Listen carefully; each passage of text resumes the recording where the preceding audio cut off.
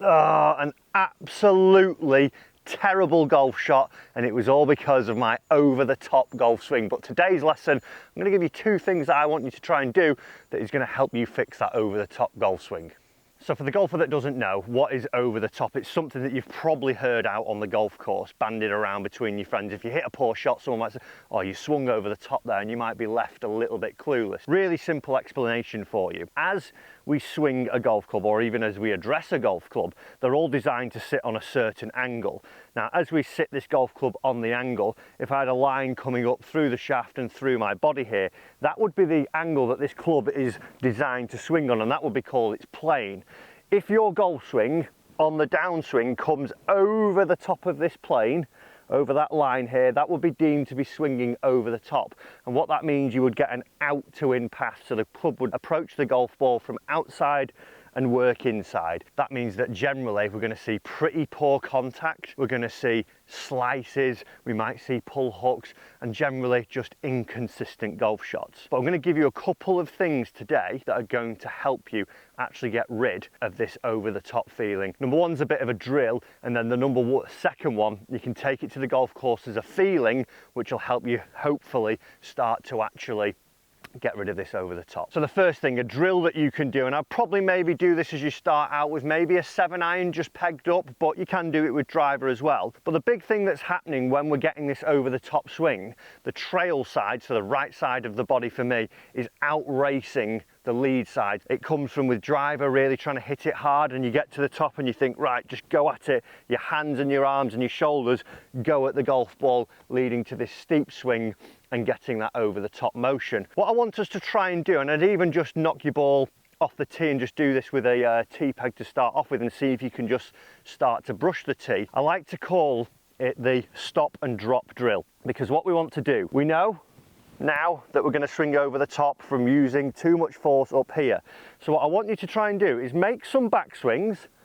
I want you to stop, and then from there I want you to feel that almost everything on the right side would drop, so it would look a bit like this. We'd swing up, we'd stop, and we would drop. So from there now we would get something where my right shoulder, my right elbow, and sort of the right pec have fallen behind the lead side of my body.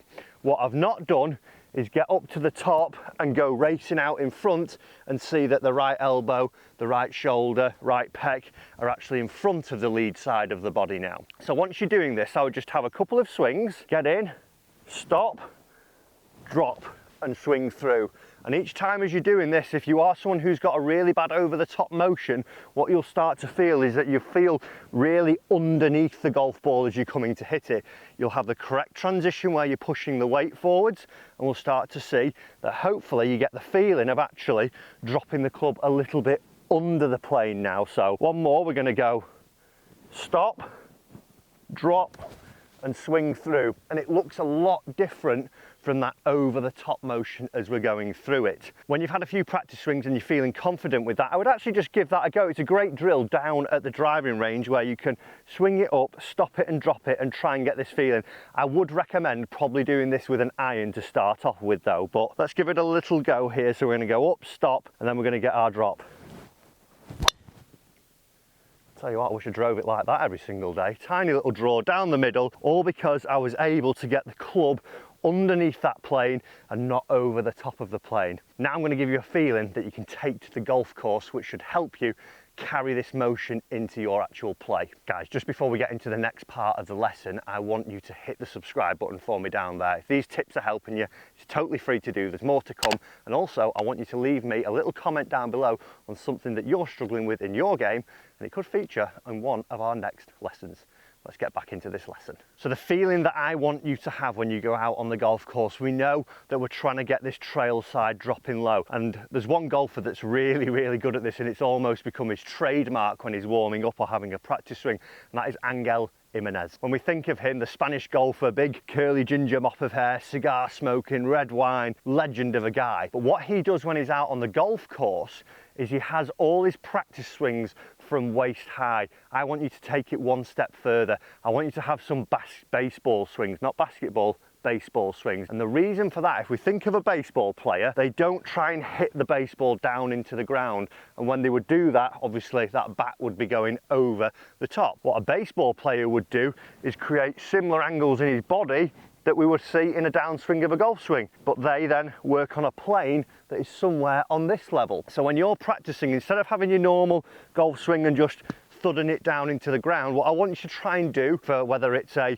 7-iron, a 9-iron, a driver, a hybrid, just have some practice swings where you're starting a little bit more baseball-esque, so you would feel a bit more around here, and you're starting to get this feeling of being a bit of a baseball player. And notice as I do this now, as I'm just having my warm-ups here, look at my body.